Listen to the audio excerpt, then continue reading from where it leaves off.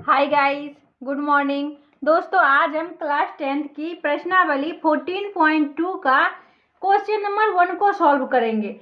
तो question number 1 है हमारा, निम्नलिखित सारणी किसी अस्पताल में एक विशेष वर्ष में भर्ती हुए रोगियों की आयु को दर्शाती है। आयु वर्षों में दे दिया गया है और रोगियों की संख्या है वो दे दिया गया है। उपरोक्त आंकड़ों के बहुलक और माध्य ज्ञात कीजिए। दोनों केंद्रीय प्रवृत्ति की मापों की तुलना कीजिए और उनकी व्याख्या कीजिए। तो दोस्तों, सबसे पहले जो है यहाँ पे देखिए दोस्तों, इस क्वेश्चन में बहुलक और माध्य ज्ञात करने के लिए कह रहा है। तो चलिए दोस्तों, सबसे पहले जो है हम बहुलक को ज्ञात कर लेते हैं, फिर हम माध्य को ज्ञात करते हैं। तो देखिए दोस्तों, सबसे पहले जो है हमारा बहुलक का हमारा सूत्र क्या होता है। बहुलक निकालने का दोस्तों यहाँ पे हमारा सूत्र होता है, तो बहुलक बराबर हमारा सूत्र होता है बहुलक को हम m0 से सूचित करते हैं दोस्तों। बहुलक निकालने का हमारा सूत्र होता है दोस्तों यहाँ पे L plus F1 minus F0 by 2F1 minus F0 minus F2 और इंटू होता है H होता है दोस्तों। ये हमारा बहुलक निकालने का सूत्र होता है। तो सबसे पहले दोस्तों देखिए L हमारा क्या होता है, जहां L बराबर होता है बहुलक वर्ग की निम्न सीमा। बहुलक वर्ग की निम्न सीमा। तो दोस्तों अब आप बहुलक वर्ग कैसे तय करेंगे। तो बहुलक वर्ग क्या होता है, देखिए दोस्तों, बहुलक वर्ग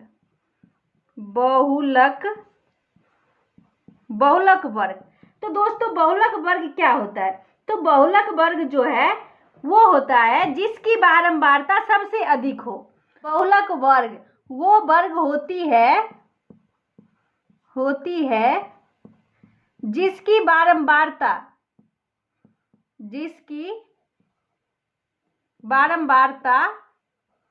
सबसे अधिक हो।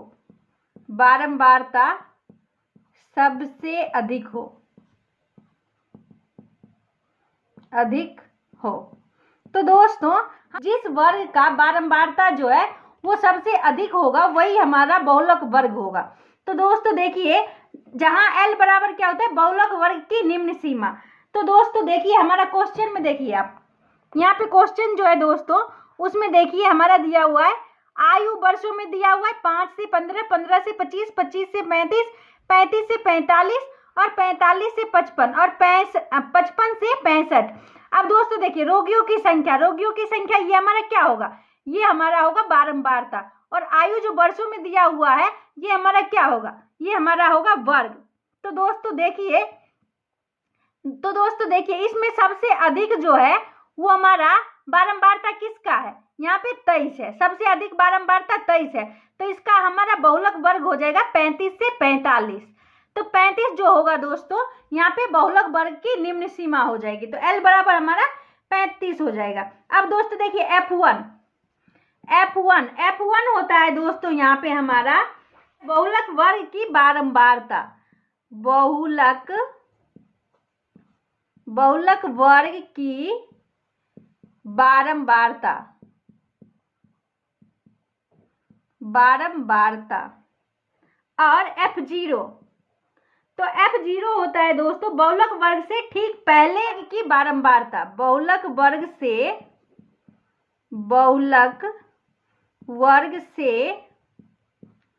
ठीक पहले वर्ग की बारंबारता।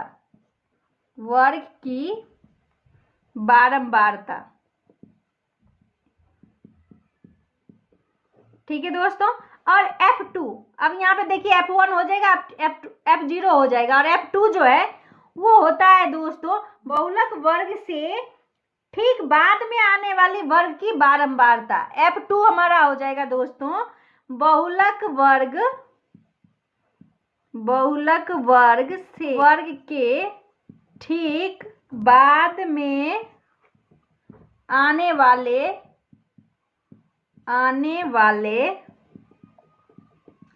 वर्ग की बारंबारता।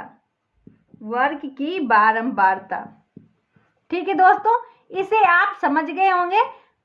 तो दोस्तों देखिए, अब जो है मुझे यहाँ पे बहुलक वर्ग हमारा क्या होगा, तो यहाँ पे बहुलक वर्ग हो जाएगा हमारा बहुलक वर्ग।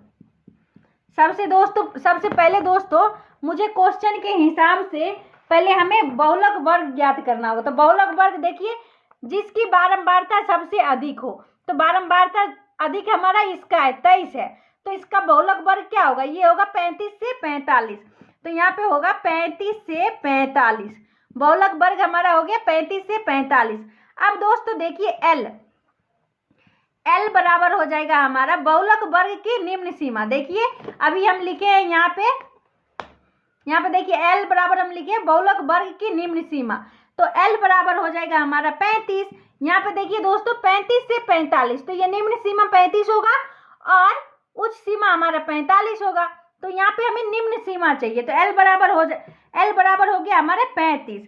अब दोस्तों देखिए F1, तो F1 हमारा क्या, बहुलक वर्ग की बारंबारता। तो 35 से 45 की बारंबारता जो है वो 23 है, तो हम यहाँ पे 23 लिख देंगे। और फिर देखिए दोस्तों F0, अब F0 जो है वो हमारा क्या होगा, बहुलक वर्ग से ठीक पहले वर्ग की बारंबारता।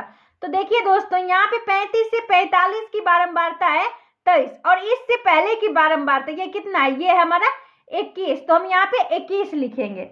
F0 हमारा 21 हो जाएगा। और F2, अब F2 दोस्तों यहाँ पे हमारा क्या होता है, तो बहुलक वर्ग से ठीक बाद में आने वाले वर्ग की बारंबारता। देखिए दोस्तों यहाँ पे 23 हमारे बहुलक वर्ग है, 23 जो है ये हमारा बहुलक वर्ग है, और इसके बाद में हमारी बारंबारता ये आती है आने वाले वर्ग की बारंबारता, तो ये हमारा F2 हो जाएगा 14, तो हम यहाँ पे 14 लिख देंगे। तो दोस्तों इसे आप समझ गए होंगे। और दोस्तों देखिए अब H भी तो हमें चाहिए सूत्र के हिसाब से। देखिए सूत्र के हिसाब से दोस्तों मुझे H चाहिए, तो H हमारा होता है, तो देखिए दोस्तों H बराबर होता है हमारा वर्ग अंतराल की माप। तो माप हमारा वर्ग अंतराल की लंबाई। तो दोस्तों देखिए H बराबर हमारा दिया हुआ है 15 से 5 से 15 दिया हुआ है, तो 15 में से हम 5 को माइनस कर देंगे, तो ये हमारा कितना 10 आ जाएगा। तो H बराबर हमारा 10 हो गया। तो दोस्तों देखिए अब इसे हम सूत्र के हिसाब से सॉल्व कर लेते हैं। तो दोस्तों देखिए बहुलक को हम M0 से सूचित करते हैं, तो L plus F1 minus F0 by 2F1 minus F0 minus F2 into जो है वो हमारा H होता है, इंटू H। ठीक है दोस्तों, इसे आप समझ गए होंगे।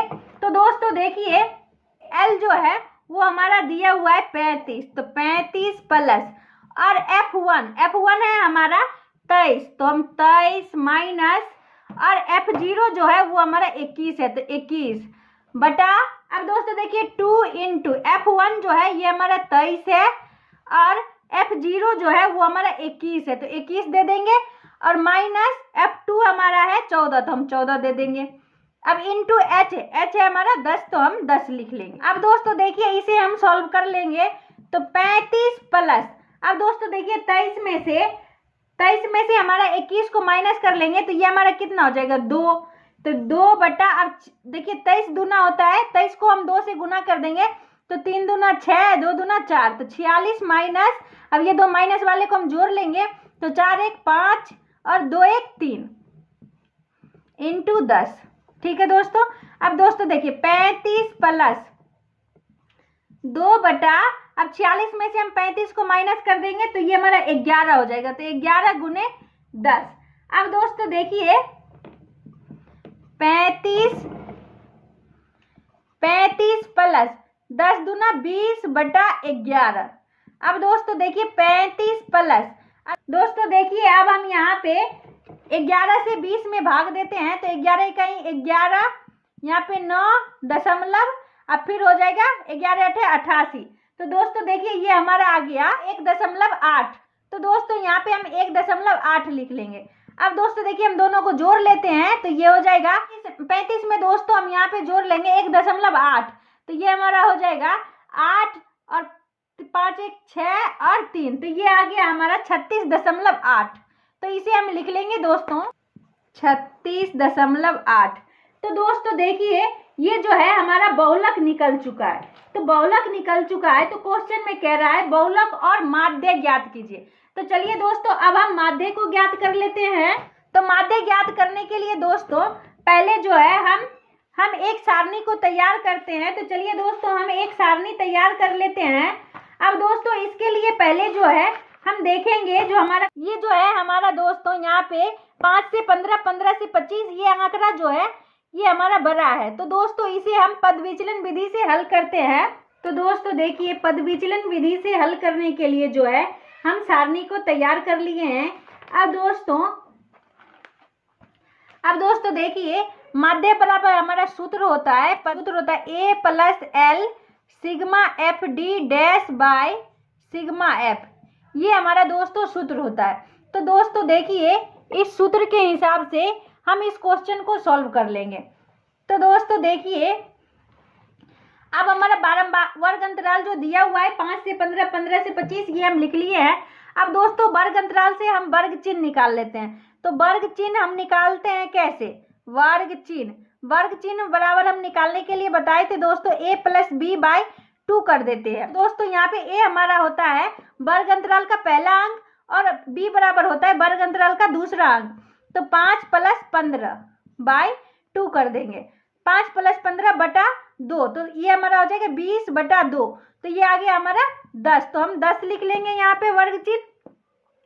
अब दोस्तों देखिए इस छोटा अंक है तो हम इसे मन में ही कर लेते हैं। तो दोस्तों देखिए 25 और 15 को हम जोड़ेंगे तो ये हमारा हो जाएगा 40, 40 में हम 2 से भाग देंगे तो 20।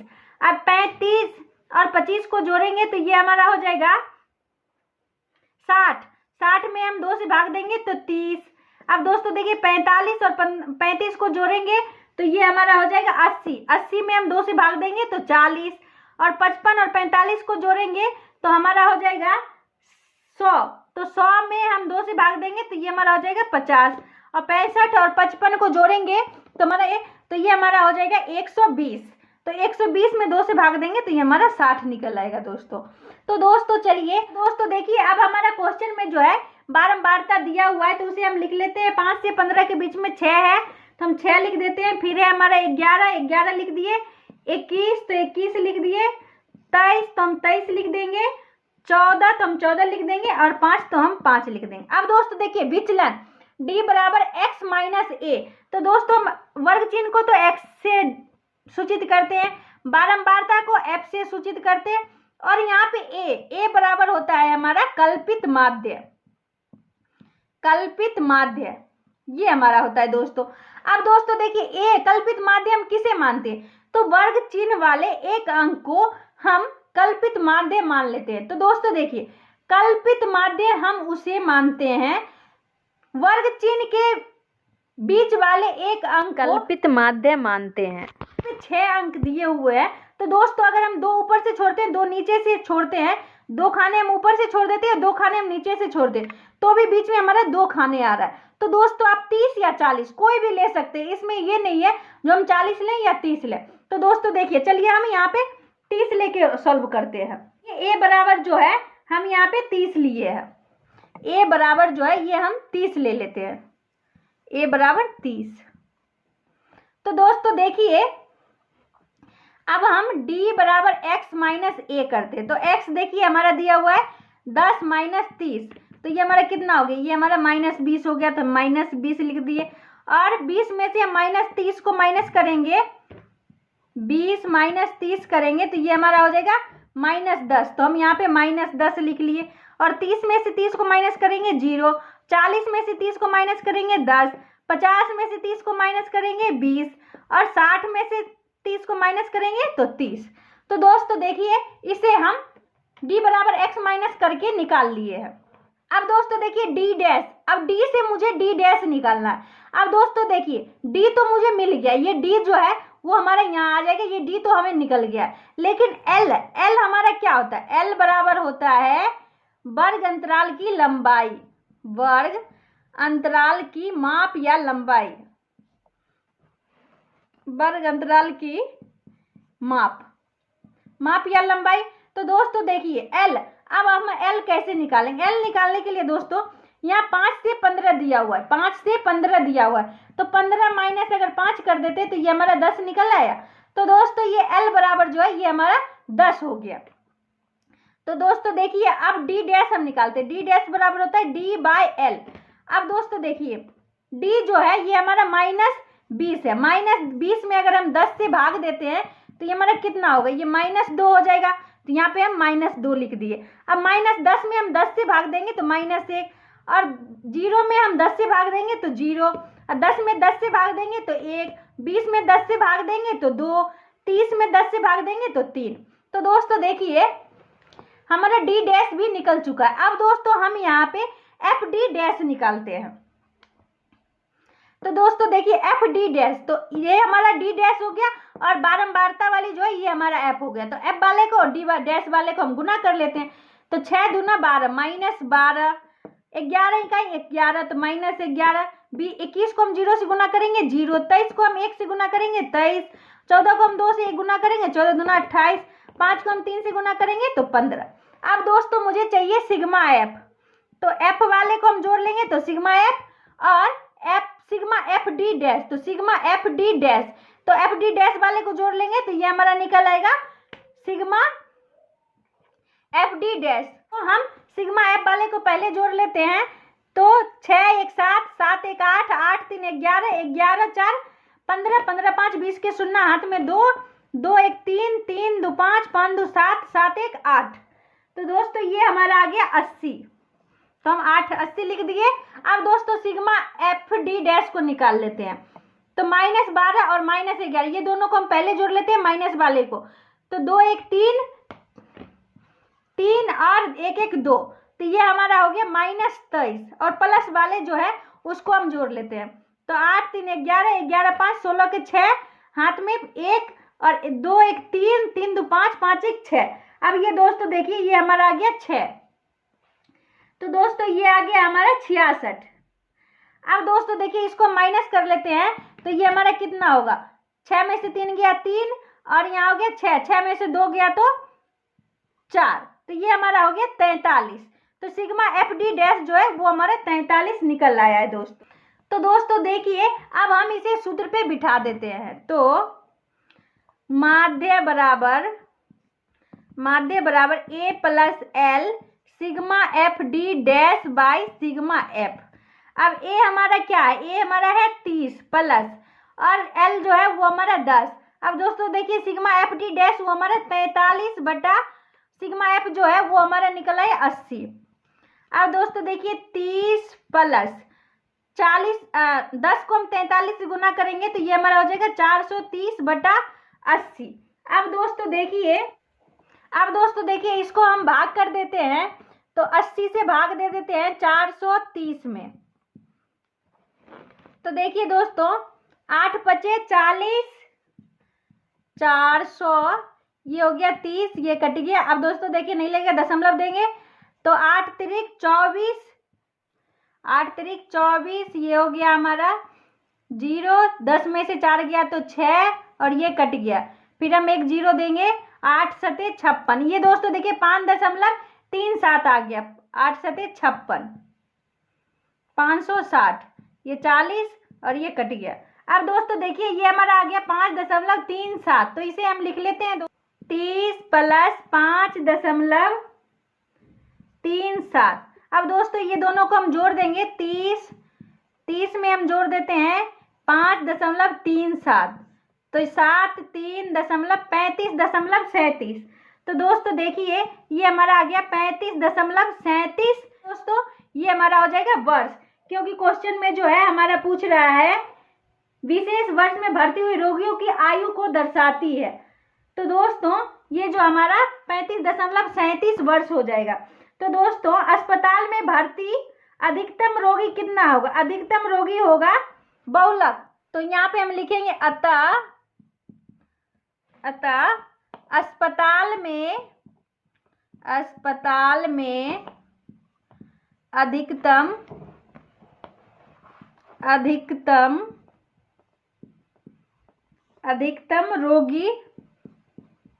अधिकतम रोगी 36.8 वर्ष आयु के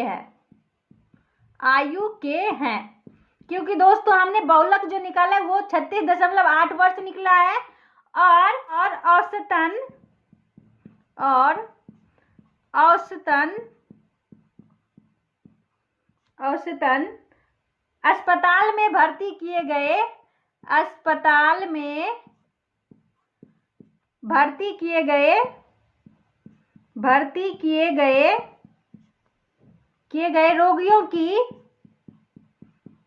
रोगियों की आयु 35.57 वर्ष है। क्योंकि दोस्तों हम माध्य जो निकाले वो हमारा 35.57 वर्ष आया है। तो ये हमारा आंसर हो जाएगा दोस्तों। तो अगर ये वीडियो आपको पसंद आई हो तो लाइक एंड सब्सक्राइब जरूर करें दोस्तों। बाय।